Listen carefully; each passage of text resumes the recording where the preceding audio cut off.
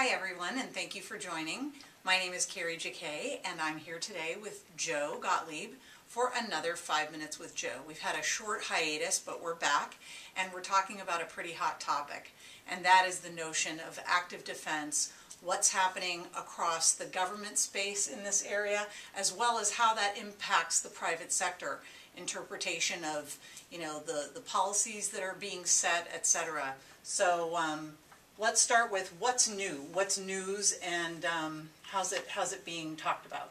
Well, there's lots of news popping on this, right? Lots of discussions about what people should be doing, lots of vendors jumping in with ideas on how technologies might be used, but there's still a very ambiguous sort of policy and legal context for this whole topic, and that is we've seen legislation stall in the legislative body. I mean, certain things have passed House but failed in the Senate, mostly because of privacy concerns. So CISPA 1 and 2, we're now on CISPA 2, I believe, that is just stalled because of concerns about information sharing and what people could be doing with information that is monitored in the use of computer systems and networks, both internally and even outside their organizations. Meanwhile, the executive order that's been brought out by President Obama cited a need to do more information sharing at the executive order level, even though the legislation has been stalled. And then meanwhile, we also had the comments of former Secretary of Defense, at the time he was Secretary of Defense, Leon Panetta, about the need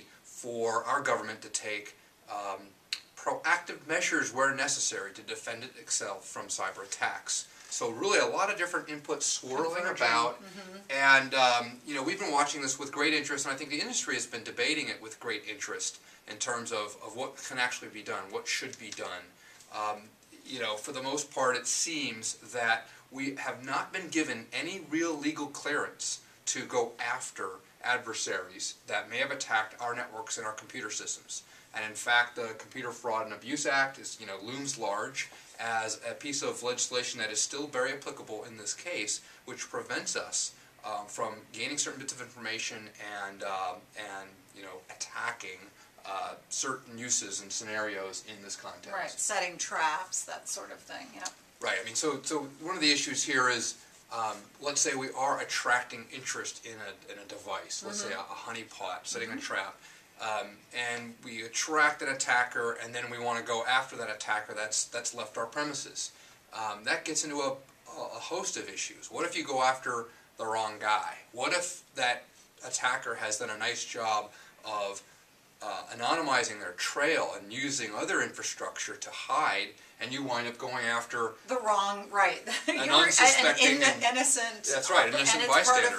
It's part of the hack. That's part of the whole approach that's been utilized here, and it's very hard to discern where their true infrastructure lies and where collateral infrastructure is being utilized and could serve as could become collateral damage. So there's a lot of issues with that. Clearly, our position has been that we really want to focus the response on the infrastructure that we own as enterprises. That's been the case with security operations to date, and we believe in the automated cyber defense world it's going to continue to be as such. So if I have intrusions on my network, I want to defeat those intrusions. If I have code that is becoming resident on my machines, I want to be able to remove that code.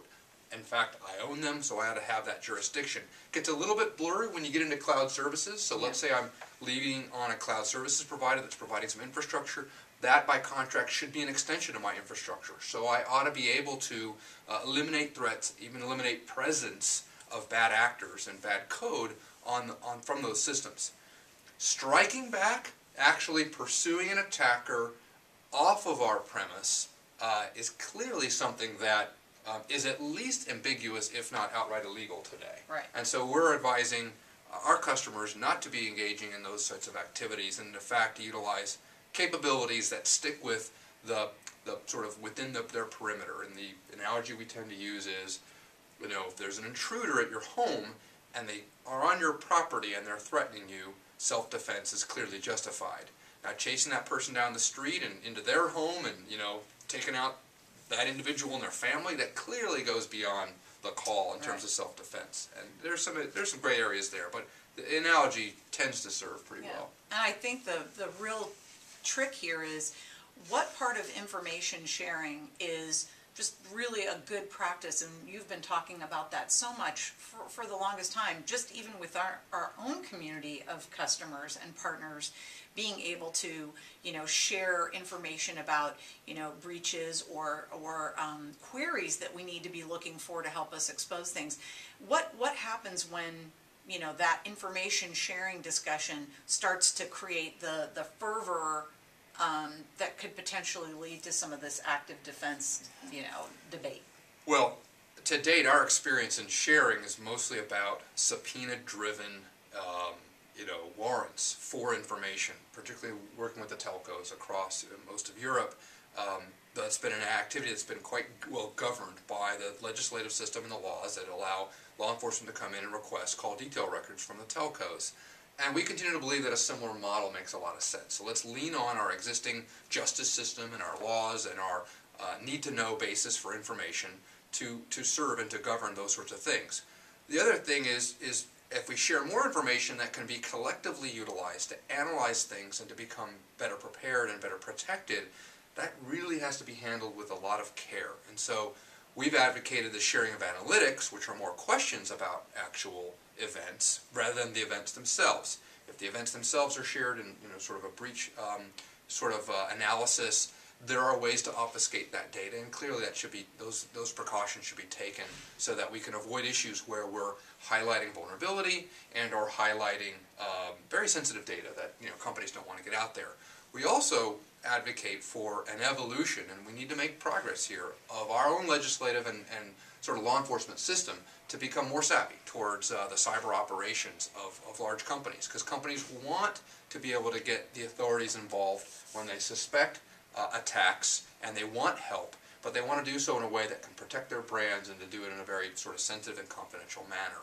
And we don't yet have the protections there. Just like we don't have in some of these early bills, we don't have the protections or the anonymities, or excuse me, removing the liability of responses that you might take. So still a lot of ambiguity there. We find if you stick to sharing analytics and utilizing analytics to understand what's going on, such as in our advanced SIM offerings, and automating cyber defense, as with our Project G offering, within your infrastructure, that is the best foothold we believe people can take today, given the context of the laws and the precedents. And so when we talk about countermeasures and how organizations have lacked the ability to be confident about what they could develop in the way of countermeasures, where do you see that going over time? Just as people become more metrics focused and more analytical in nature, do you see that one thing will follow the other, that you'll be able to understand how to build better countermeasures? I do. I think the evolution here is around improving the precision of the context from which we can automate a countermeasure. So countermeasures have been around for a long time. Antivirus, I think, really broke the ground years and years ago, well over a decade ago now, with removing code that is thought to have been threatening, right? And so that was an automatic remediation of code. That's a countermeasure, right? So countermeasures today, though, need to be more exacting and more precise. They need to operate on more deep context, to how we have confidence that when we automate a change, where we're removing a user from a system or removing a process or a thread from a machine, we want to have that confidence. And so that comes from deep, rich context, which only can come from some of the analytical capabilities we provide in Advanced SIM, as an example. We also want to do it based upon a policy.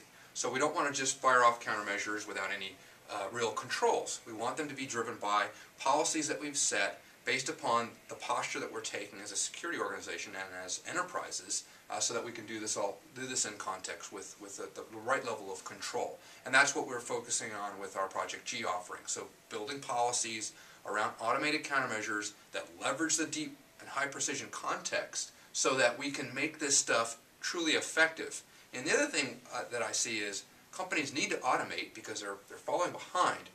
But they want to automate not only with the confidence that they can get from the science of these systems, but just from their familiarity. So Project G also focuses on letting people do a countermeasure manually the first several times. And when they see it going over and over again, they say, wow, I now see that Project G is recommending I automate this countermeasure. I'm going to go ahead and let it automate it now, because I've now seen this 6 or 7 times, and I'm going to go ahead and say, this is just, I like the fact that I can click through and intervene. I get lots of speed up even from that process being set up by the system, but now I want to go ahead and let it automate it and be able to take steps more into its own hands for this particular area. Let's say it's an anomalous user that continues, logging in from a machine that they shouldn't be logging in from. Well, I'm going to go ahead and remove that user from that particular machine because I don't want that happening at all. And if it causes them some inconvenience, even if I've cleared the exception, I'm okay with that, right? So I want to go ahead and take that step. Right. As a simple example. That is a good example. So are there other points you want to make on sort of the policies, the risks involved, the ambiguities? I know we've talked a little bit about. Maybe just to summarize, I would just say... Well, I was going to ask, if you were president for one day on this topic, what would you do?